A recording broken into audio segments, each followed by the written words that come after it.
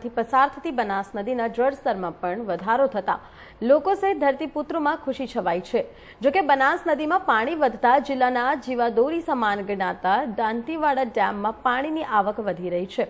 રાજસ્થાનના ઉદયપુર નજીકથી નીકળતી અને અમીરગઢ નજીકથી ગુજરાતમાં પ્રવેશ કરતી બનાસ નદીમાં છેલ્લા કેટલાક સમયથી પાણીનો અવિરત આવરો ચાલુ છે, પરંતુ ગત રોજ અંબાજી તેમજ આબરોડ વિસ્તારમાં સારો એવો વરસાદ પડ્યો હોવાથી અમીરગઢ તાલુકામાંથી પસાર થતી બનાસ નદીના જળસ્તરમાં વધારો થયો છે।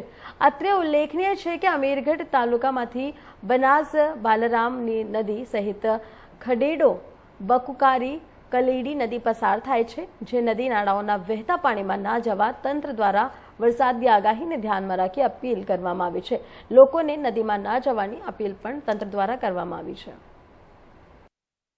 હવામાન વિભાગ દ્વારા બનાસકાંઠા જિલ્લાને ઓરેન્જ એલર્ટ ઉપર મૂકવામાં આવ્યું છે। જ્યારે બનાસકાંઠા જિલ્લામાં ઓરેન્જ એલર્ટ આપતા સરહદી અમીરગઢ તાલુકાની વાત કરવામાં આવે તો વહીવટીતંત્ર એલર્ટ બન્યું છે। સાથે સાથે બનાસ નદીની વાત કરવામાં આવે તો રાજસ્થાનના ઉપરવાસમાં તેમજ અંબાજીના કેટલાક વિસ્તારોમાં ભારે વરસાદ પડતા આજે બનાસ નદીના જળસ્તરમાં વધારો થયો છે, જેના લીધે દાંતીવાડા ડેમની અંદર પણ આવક વધે તેવી શક્યતાઓ છે। તો બીજી બાજુ જેવો જોઈએ એવો વરસાદ બનાસકાંઠા જિલ્લામાં નથી, અને સાથે સાથે એવું પણ કહેવાય છે કે બનાસ નદીમાં